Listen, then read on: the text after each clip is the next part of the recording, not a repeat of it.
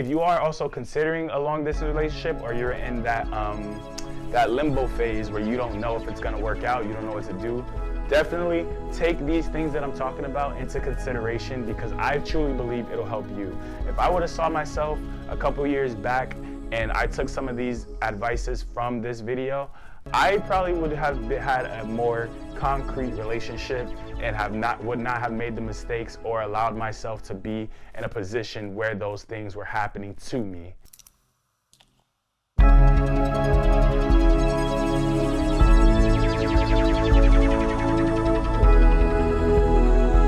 What's going on, everybody? Welcome back to another episode of JayTalk.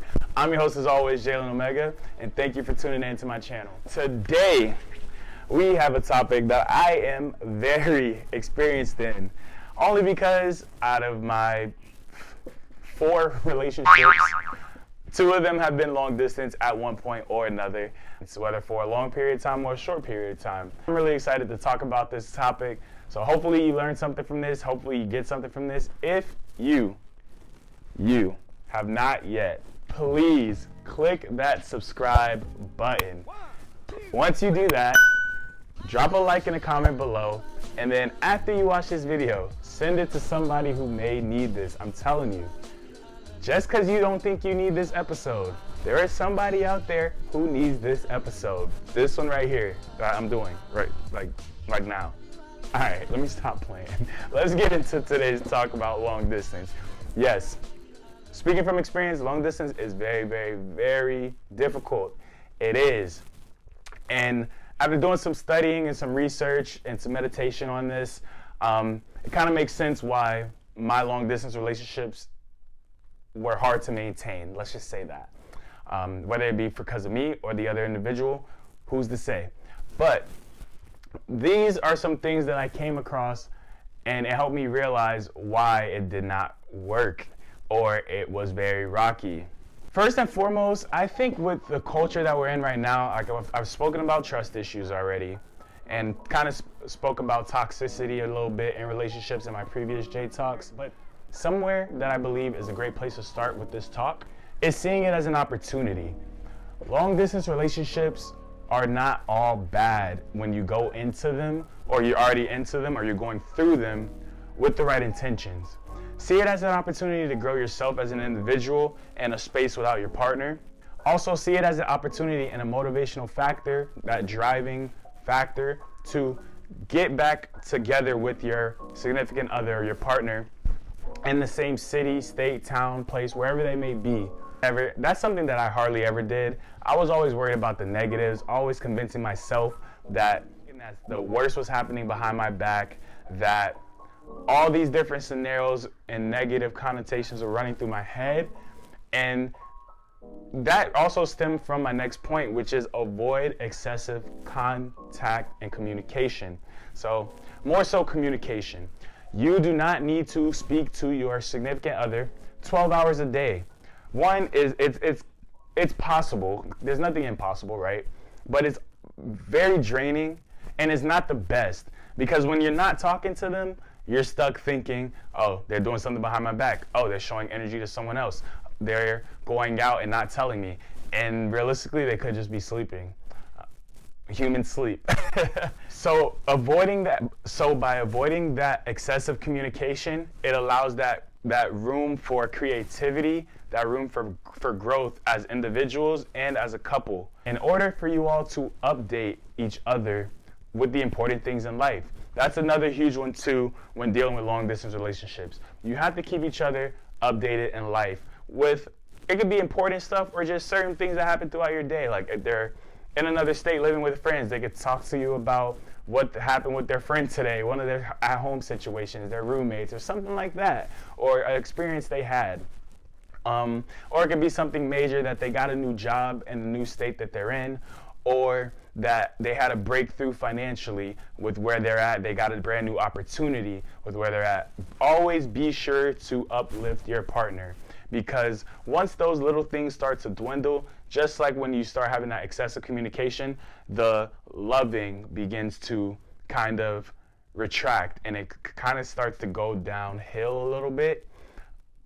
And that's never a good thing. And with this next point, I'm sure you can find this very relatable, even if you are in the same city. If you're not doing long distance, set realistic goals and achievements that you want to achieve, whether it's individually or as a couple. For example, if you eventually see yourself with that person long term, somebody's gonna have to make a change or a sacrifice. And so you gotta ask yourself, am I willing to move to where they're at? Or are they willing to move to where I'm at? Or are we able to move somewhere completely different and do something completely different in order to make this work?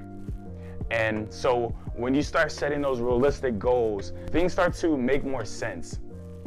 So once those goals are set, you start seeing yourself change your habits, how you spend your money, where you spend your time, in what environments. And once those things begin to happen, that will increase the loving factor from a distance. And when it comes to environments, avoid those dangerous situations and environments. I have put myself through this before, and like I said, I can't speak for my partners who I've done long distance with, but there have been times where I knew that going out probably was not the best idea for me, because I know myself when I go out and have a drink or two, and I know that not all influences when I go out are for my best interest. People are pretty negative, and they just want to see you in the same place that they are, if not worse. And this could be subconsciously as well. Like, they don't even know they're doing it. They could just be out just saying stuff, just putting stuff into your ear, yap, yap, yap, and then make you think your relationship's not gonna last anyways, so just go out and do what you want. And that is something you have to avoid if you really want a long distance relationship to work. And it's hard, it really is hard. Another thing, while we're talking about avoiding those dangerous situations, if you know that you've had issues in the past with your partner, with them going out or you going out, and them not updating you throughout the night. I'm not saying be Mr. Detective, but I just think there's just some commonality and respect that needs to come into play when doing those things. If you know your partner loves to be updated and they appreciate that, like that goes into words of affirmation. That's a love language. Reassure your partner so that that trust factor stays up, all the way up, because once that starts to dwindle, especially from a distance, that thing will crumble like that.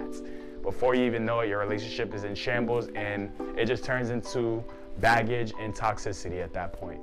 And nobody wants that, and nobody needs that in their life, especially in this time of our lives with this pandemic going on. So be real with yourself, avoid those toxic situations, those dangerous situations that could get you in trouble with your partner, or just get you in trouble in general. Because in the end, it's not hurting anybody but yourself, maybe even your partner, but yourself more than anybody. Another huge thing when dealing with long distance relationships and how to handle them, you have to plan stuff together in order for it to work. And I say have to, but that's only if you want it to work. If you don't want it to work, you can turn this video off right now and completely ignore this. Don't even share it to anybody. But if you do want that relationship to work, you have to plan stuff together, and you have to be on the same page. It's really all about just maintaining that consistency of the things I've already spoken about and being on the same page. Because once one party starts to drift off, the other one's gonna start to do the same, and it's just gonna diverge. And it's just gonna flatten out, plateau, boom, relationship's done, hang it up.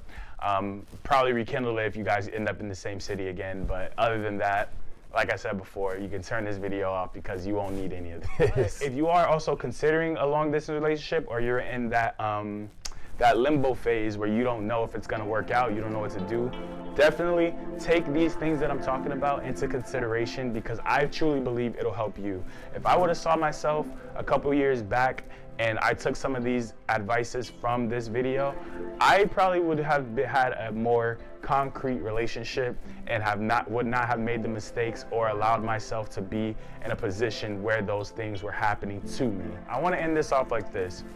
Use this time with long distance to also get better and build those positive relationships with your friends and family as well, because they're going to help you through this.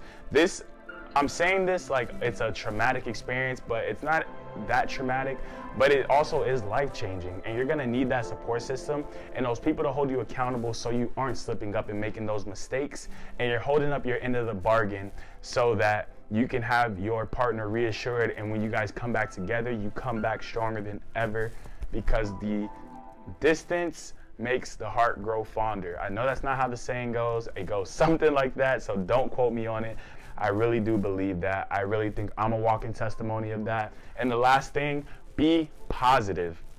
When you are in a long distance relationship, positivity has to be at the top of the list, because once that starts to fade, once you start getting negative, start questioning things, start questioning yourself, that's when everything crumbles. You have to keep positive, you have to keep the hope, keep the faith, stay prayed up, continue to work hard towards those realistic goals that you all set for each other, and just make it happen. If that's really who it is that you want to be with, you have to be honest, you have to be positive, and you have to continue to strive. And I do believe that that's going to happen for you.